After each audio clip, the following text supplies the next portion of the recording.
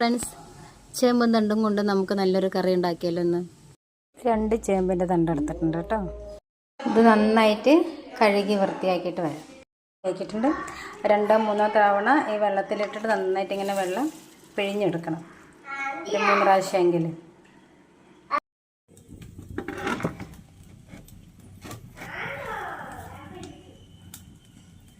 വേറെ പരിപ്പ് ഒരു 5 മിനിറ്റ് വെള്ളത്തിലിട്ട് വെച്ചാൽ കേട്ടോ. അത് നമുക്ക് ചട്ടിയിലോട്ട് എടുത്തിടാം. ഏകദേശം ഒരു പകുതി വേവായിട്ടുണ്ട് കേട്ടോ. അപ്പോൾ കുറച്ച് മഞ്ഞൾപ്പൊടി ഇടാം.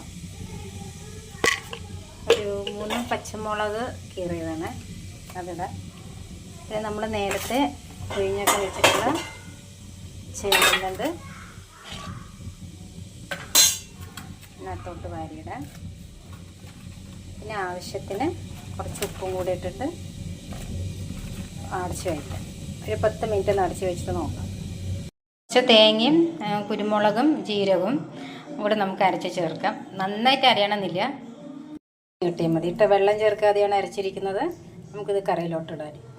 മിനിറ്റ് കഴിഞ്ഞിട്ടുണ്ടാവും കറി രൂപത്തിലായിട്ടുള്ള അരച്ച് വെച്ച തേങ്ങ അതിനകത്തോട്ട് വാരിയിടും. എടുത്തിട്ടുണ്ട്. ഇനി ഒരു 10 മിനിറ്റും കൂടെ അടച്ച് വയ്ക്കാം.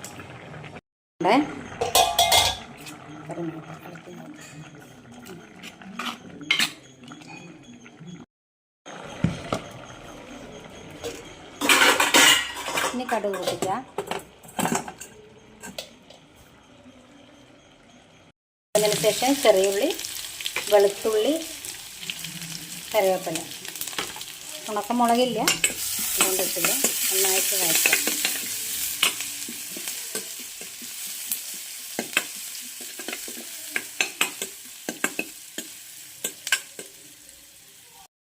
നമുക്ക് കറിയിലോട്ടിടാം.